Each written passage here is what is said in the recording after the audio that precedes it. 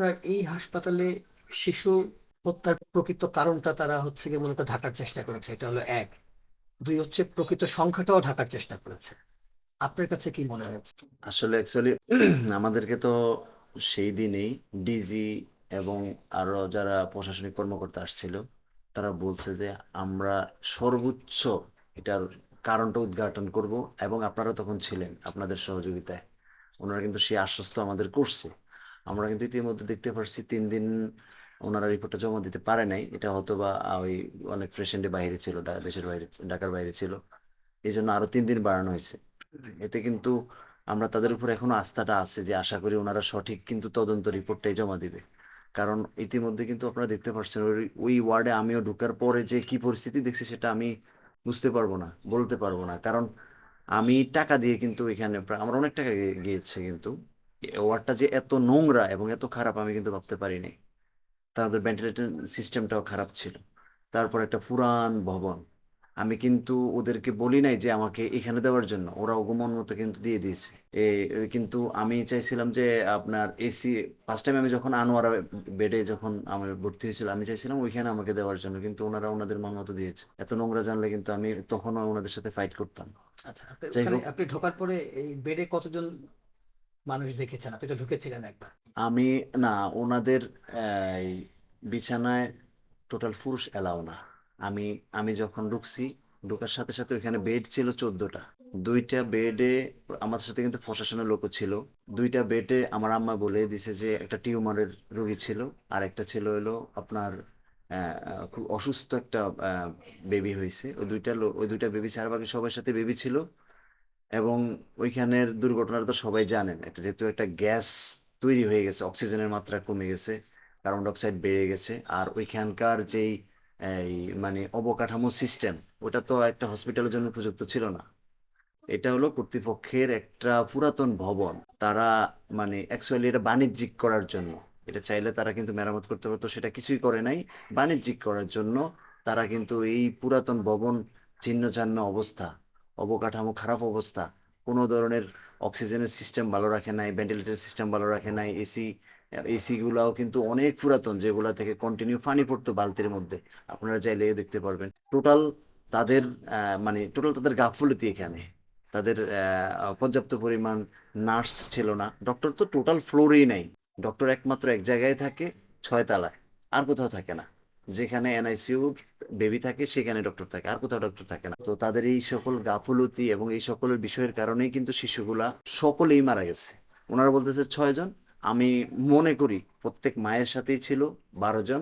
সেটা আসলে এই সিসি ফুটেজ আছে, যেভাবে আসলে আছে না, এক্সপার্ট টিম আছে প্রশাসনের, ওনারা যদি সেটা জাস্টিফাই করে আমার মনে হয় যে সঠিকটা জানতে পারবে। তার মানে 6 জন না, সংখ্যা আরো বাড়বে আপনি মনে করছেন? আমি মনে করি আরো বাড়বে।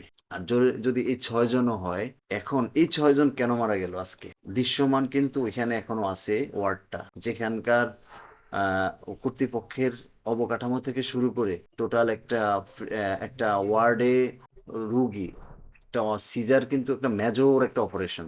আমাদের কাছে সহজ মনে হলো, এটা কিন্তু মেজর, কারণ কন্টিনিউ খিঁচুনি উঠে কিন্তু তার মায়ের, এবং আরো প্রবলেম, আবার বেবি থাকে। ওই ধরনের কোনো সিস্টেমে ছিল না। কিন্তু তাদের কিন্তু অন্যান্য ওয়ার্ডে ছিল সিস্টেম। এটা তাদের পরিত্যক্ত ভবন, এখানে কেন আমার বেবিকে ঢুকালো? আমার প্রথম প্রশ্ন হলো এটা। আরো যে যাদেরকে ঢুকছে, তারা যারা মারা গেছে তাদেরকেও বা কেন ঢুকালো? এটা তাদের ম্যানেজমেন্ট, একটা মানে কি বলে এটাকে, অধিক মুনাফা লোভের জন্যই কিন্তু তারা এই সিস্টেমটা এগুলাতে সে ধরনের সিস্টেম রাখে নাই। একটা হসপিটালে কিন্তু অক্সিজেন সিস্টেমও থাকে, সেটাও নাই তাদের। কোনো ভেন্টিলেশন সিস্টেমই নেই। আচ্ছা, আপনি বলছিলেন যে আপনাকে আপনার মৃতের সার্টিফিকেট দুইটা। জি। একটু ঘটনাটা পুরোটা খুলে বলেন যে আসলে কি ধামাচাপা দেওয়ার চেষ্টা করেছে তারা। ওনারা আমার বেবি মৃত্যু হওয়ার আগেই কয়েকজন মারা গেছে এরকম কেউ দিয়ে দিয়েছে সার্টিফিকেট, কি সাথে সাথে সার্টিফিকেট? সার্টিফিকেট, ডেথ সার্টিফিকেট, কি লেখা ছিল সেখানে? New emergency. আমাকে আমি যখন বেবিকে দেখছি মৃত্যু হয়ে গেছে প্রায়, আমি তো প্রায় পাগলের মতো আমি বের হয়ে চলে আসছি। তখন আমার বোনকে দিয়ে তারা একটা সই দিয়ে দিছে যে আহ, সই দিয়ে দিছে, আর পাশে ওনাদের স্বাক্ষর দিয়েছে আদ্দিন হসপিটাল, হাতে লিখে দিছে আদ্দিন হসপিটাল। সেখানে বিছানার দিয়েছে যে নিউ ইমার্জেন্সি, ঠিক আছে, কিন্তু এটা হবে হলো পোস্ট অপারেটিভ ইউনিট 2। ওনারা যেহেতু ওটার ইউনিট 2 বলে, পোস্ট অপারেটিভ ইউনিট 2, সেকেন্ড ফ্লোরে। তো যখন আমি চলে আসি, মানে আমাদের সকল কার্যক্রম সব শেষ, আমরা এখন লাস্ট নিয়ে বের হয়ে যাব, তখন আমরা সকলেই কিন্তু ডেথ সার্টিফিকেট চাইছিলাম। তখন তারা ডেথ সার্টিফিকেট ওইখানে কিন্তু আইসিইউতে লিখছিল। পরে আমরা বলছি এগুলো সব চেঞ্জ করেন, এগুলা সব কেটে আমাদের পোস্ট অপারেটিভ ইউনিটে যে মারা গেছে সেটা আপনি মেনশন করে দিবেন। পরে তারা একটু একটু চেষ্টা করছিল যে না দেওয়ার জন্য, দিতে বাধ্য হয়েছে। কারণ তারা সঠিক তথ্যটা দিচ্ছে না এই জন্য, কারণ ওটাতে তো প্রুফ, ওটাই মূল প্রুফ, কোথায় মারা গেছে, কখন মারা গেছে, এবং ওনাদের এখানে মারা গেছে কিনা, ওইটাই কিন্তু প্রুফ। তো তখন ওনারা ওটা দিয়ে দিছে। আমি বাসায় এসে দেখি আমার বোনকে দিয়ে এই কাজটাও করে নিছে। আমি কিন্তু তখন জানি না আমার বোনে যে এইটুকু একটা কাজ করছে। আমি এসে দেখি আরেকটা সার্টিফিকেট। এই সার্টিফিকেট কেন? ওই যেটা আমার লাস্ট নিবেন এটা দিতে হবে। তো তারা এই ধরনের অসৎ অবলম্বন করছে আর কি আগের গুলার ক্ষেত্রে। কিন্তু আমার বেবির পরে আর কোনোটাই পারে নাই। আমার বেবির শেষে আর কেউ কোনোটাই পারে নাই। পরে এই 6 জন সহ এগুলো আর কোনোটা কিছু করতে পারে নাই। আমি তাদের এই অব্যবস্থাপনা এবং তাদের চিকিৎসা গাফলতির কারণে আমি অলরেডি মামলা করেছি। আমাদের তো সন্তান চলে গেছে, আমরা একটা যেন একটা বিচার পাই, সঠিক বিচার তাদের বিরুদ্ধে। সেদিনই, যেদিন আমি আমার লাশ নিয়ে চলে গেছি, বেরিয়ে আমি কিন্তু এই রমনা মডেল থানায় গিয়ে আমি একটা মামলা করেছি তাদের অব্যবস্থাপনা এবং চিকিৎসা গাফলতির কারণে। এটা একটা হত্যাকাণ্ড। তারা এত বড় একটা লাইবিলিটি, এতগুলো রোগী নিয়ে, মানে তাদের আন্ডারে রেখে তারা কোনো চিকিৎসার ব্যবস্থাই রাখে নাই, কোনো চিকিৎসক রাখে নাই। এবং মানে যে যেখানে রাখা হয়েছে সেখানে তো একজন নবজাতক শিশু এবং মাও কিন্তু মারা যেতে পারতো। ঠিক আছে, যাক আলহামদুলিল্লাহ ওনারা বেঁচে গেছে, কিন্তু শিশুগুলো তো মেরে মেরে ফেলছে তারা। এটা তাদের ইচ্ছাকৃত, ইচ্ছাকৃত গাফলতি। তো আমি সেই হত্যাকাণ্ডের জন্য অলরেডি একটা মামলা করেছি, এবং ইনশাল্লাহ আমি আশা করি সরকার এবং প্রশাসন আমাকে সেই জন্য সহযোগিতা করবে। আমি যেন এই এই এই শাস্তি যেটা যেন নিশ্চিত করতে পারি আদেন কর্তৃপক্ষের প্রতি। এবং আমার যেটা হারিয়ে ফেলছি, আমার স্ত্রী কিন্তু আজকে পঙ্গু হয়ে গেছে প্রায়।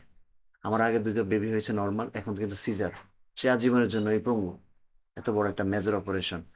তো এখন এই শুরু থেকে, এই বেবির শুরু থেকে এবং আগামী শেষ পর্যন্ত, জীবনে যতদিন বেঁচে থাকে ততদিনই কিন্তু সে অসুস্থ। এই যে ক্ষতির সম্মুখীন আমরা পড়েছি, এটা আজীবন থাকতে হবে। এই ক্ষতিটা আমরা কতদিন টানবো? আমি চাই একটা বিচার ব্যবস্থা, একটা স্বচ্ছ একটা বিচার প্রক্রিয়া করে সরকার একটা ভালো রায় দিবে, তাদের শাস্তি দিবে, এবং আমাদের যেটা একটা প্রত্যাশা যে ক্ষতিপূরণ, আমি চাই যাদের যেন একটা জরিমানা সর্বোচ্চ পর্যায়ে করে যেন আরো অন্যান্য চিকিৎসা যারা করতেছে হসপিটালগুলো, তারা যেন সতর্ক থাকেন এই সকল ক্ষেত্রে। সেজন্য আমি চাচ্ছি যে প্রশাসন এবং এই আপনারাও সহযোগিতায় একটা সঠিক বিচার করবে এবং সঠিক তদন্ত করবে।